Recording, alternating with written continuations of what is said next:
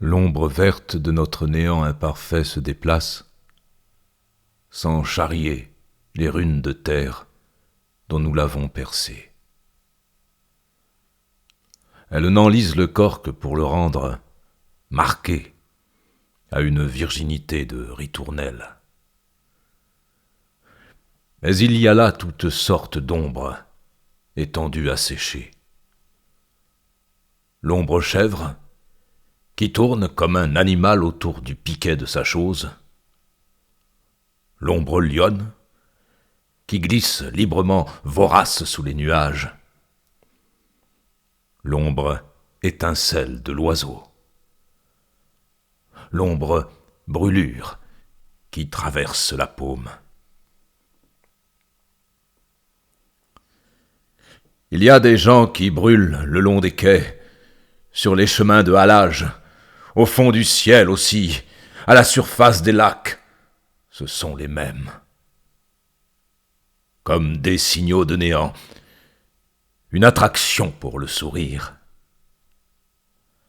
Artificiers en feu pour nuit de cendre, maîtreurs de l'absolu à petite flamme, préparateurs d'azur dans le frisson des caves, fabricants d'yeux, chercheurs de freintes occupés à tamiser les dépôts du vide, tous calcinés, sans qui la fête ne serait pas pour nous. Certains ont arrangé les contours de leur ombre, cela se voit sur leur visage. Ils vont plus transparents dans le mystère. En marchant, ils accompagnent la course des arcs-en-ciel qui prennent source dans les larmes. Ce sont les troubles fêtes des morts. Ceux qui serrent la destinée des hommes en refermant leurs poings et donnent le bras à des vents fatigués. Ils ouvrent des voies nouvelles à chaque pas, mais contrarient le vol. Leur apparition est comme un rendez-vous d'amour, mais vont attendre ailleurs, à une autre heure. Ils tendent la main pour nourrir les étoiles, et ces perles ressemblent à des regards d'oiseaux chez l'empailleur. Ils donnent des prénoms aux choses mortes. Des graines de destin embroussaillent les sentiers.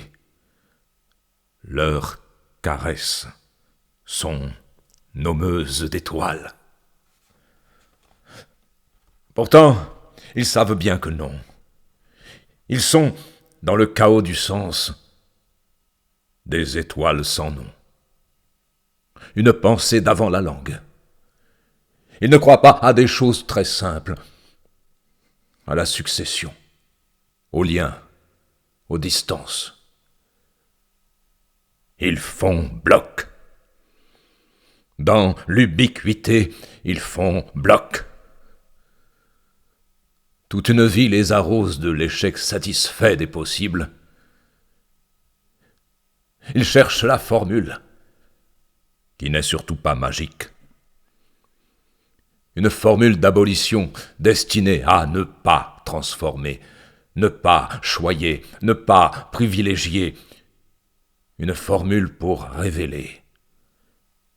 Une formule révélatrice. Ils vivent en état de choc, sans rien heurter, par manque de temps, par défaut de croyance. Pour mourir, il leur suffit d'y croire, un instant. Et ça leur vient, sans douleur. Comme une montée de l'absence, une bouffée. Leur mort est dans les choses. Et leur mort est possible. Ils en reviennent par rétention. Ils ne croient pas aux choses, pas au combat des hommes. Ils ne croient pas. Ils vivent dans un monde sans violence, au milieu des coups, des hurlements, de l'odeur du mal, parce qu'on leur a arraché les sens, excisé les nerfs. Ils disent cela, mais ils ne croient toujours pas à la succession, aux liens, aux distances. Ils cherchent le nom, pas l'argument. Ils peuvent mourir quand ils veulent, sans cruauté, par une incantation même pas murmurée, à peine pensée, dans un chaos au large. Ils savent bien que non. Ils attendent la formule. Elles viennent, par centaines, par milliers, par millions. Ils ne croient pas au nombre.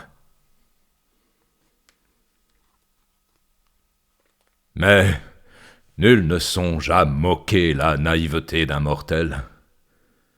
Et sa guerre n'est pas un écueil à la fête. Chaque fois qu'on signale une étoile, voici l'heure de grande jouissance, l'air se condense autour d'une chaleur sans nuit. Quelqu'un a essayé de traverser la vie par le quai nord, où frappe maintenant son triste corps qui flotte. Personne pour nous dire d'entrer et nous accueillir au dîner froid où s'attarde le jour pesant. Aucun brigand d'un soir ne mise sur la table d'hôte la bourse d'or gris qui teinte faux dans les plats vides et résonne dans les instruments silencieux. Un jeu savant de flammes dessine sur les vitres des messages sans secret, car il faut, pour y voir, allumer des feux sous la canicule. Et les rares nuages attendus prennent l'allure de paroles décevantes.